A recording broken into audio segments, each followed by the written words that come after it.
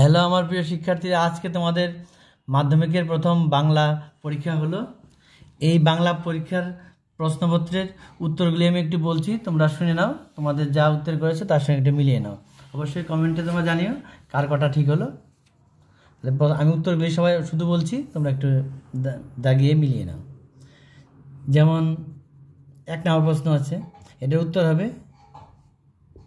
যেন নেশায় পেয়েছে, এটা হবে উত্তর। 2 নম্বর প্রশ্নের উত্তর হবে 30 বছর। 3 নম্বর প্রশ্নের উত্তর হবে রামধনু। 4 নম্বর প্রশ্নের উত্তর হবে উদ্ভ্রান্ত। 5 নম্বর প্রশ্নের উত্তর হবে 4 খণ্ড।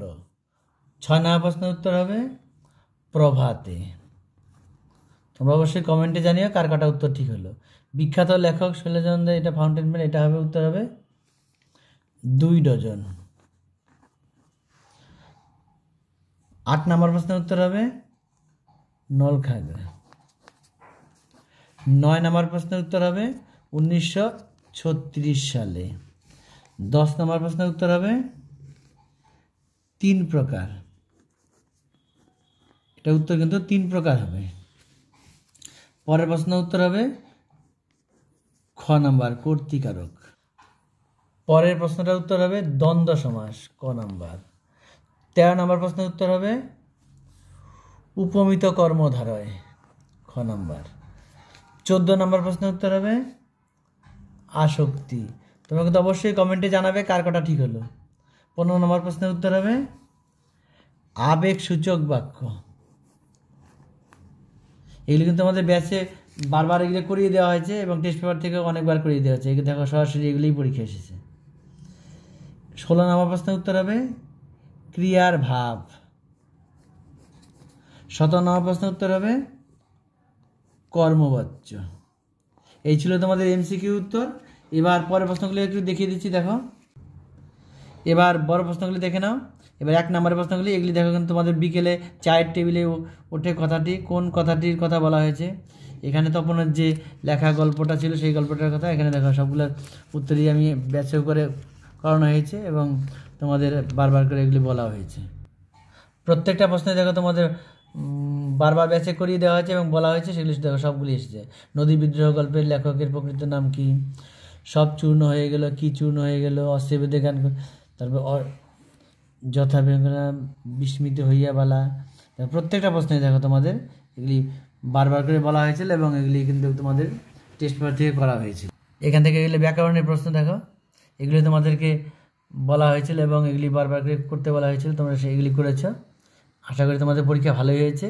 অবশ্যই কমেন্টে জানাবে কার পরীক্ষা কেমন হয়েছে। কে কোথার থেকে দেখছো অবশ্যই কমেন্টে লিখে জানাবে। এগুলি 3 নম্বরের প্রশ্ন ছিল।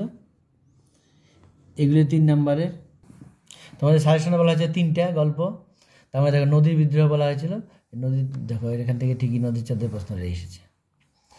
পরের প্রশ্নটা দেখে নাও, এখানে 3টা বলেছেন, 3টা থেকে 2টাই প্রশ্ন কিন্তু কমন পড়েছে। দেখো এখানে বলা হয়েছিল 5টা থেকে 2টা আসবে, দেখো 2টাই আসছে কিন্তু এখানে।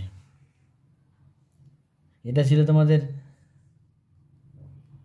অভিষেক, আর এটা হলো চিরচিহ্ন দিয়ে গেলো তোমাদের, এটা বারবার করে বলা হয়েছিল। এই প্রশ্নটাও দেখো সেই একই প্রশ্ন যেভাবে লেখানো হয়েছে ঠিক সেভাবেই আসছে প্রশ্নটা।